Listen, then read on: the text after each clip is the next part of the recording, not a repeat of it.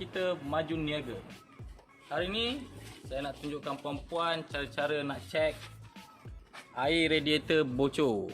Customer komplain air radiator dia kering dan dia datang terus ke bengkel.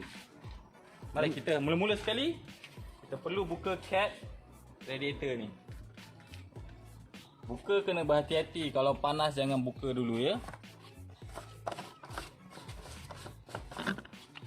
Buka.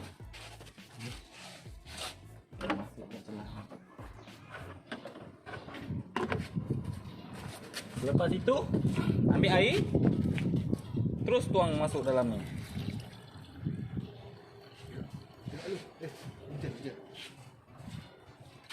Tuang sehingga penuh. Okey, selepas tu kita ambil radiator tester dan kita test.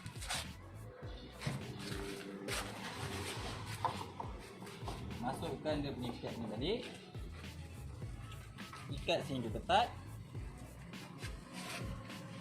Dan kita pump.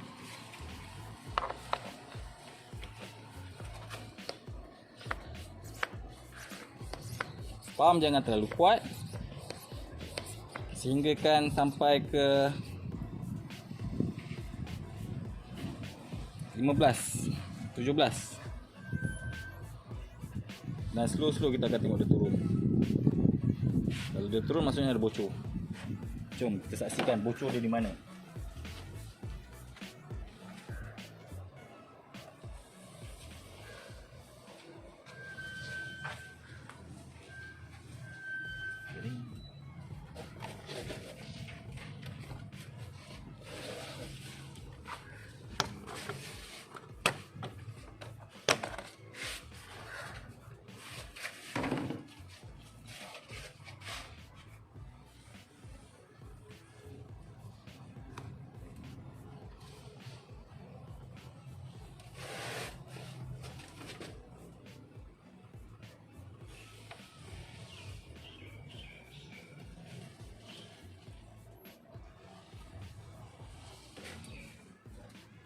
Oh, ada air tumpah. Oh. Nak.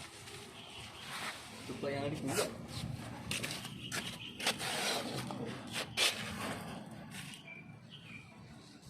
Pek. Ambil dia pek. Ke depan.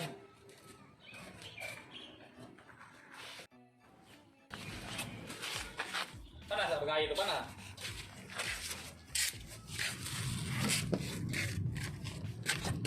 Belah belakang ah. Oh, sini.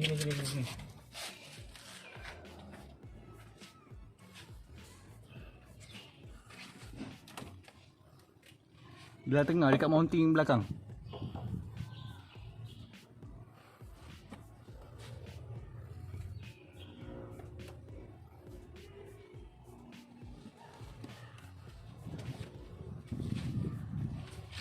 Oh, habis lah kau. Kat ni. Lampu-lampu? Termostat housing. Termostat.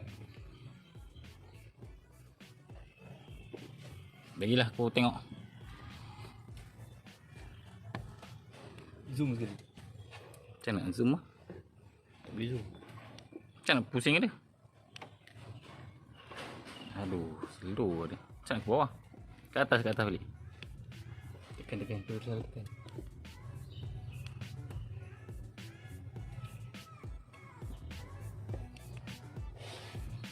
Okey. Pelancau. Mana? Oh, Dia ni? Ambil screwdriver tu je. Mana aku tahu kau letak mana. Passat siup. Tu lah. Tu yang sini.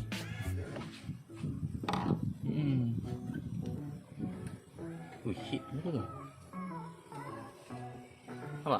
Nampak? Pada sini. Dalam kabel tak nampak. Ni.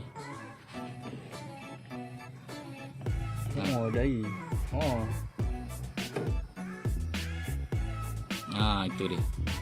Kat sini.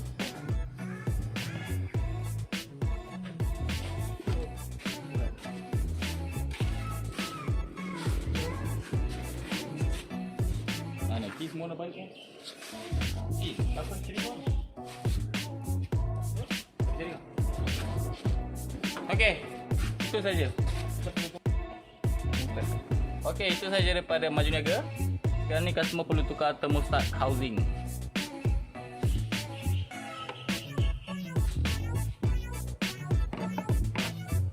Itu dia.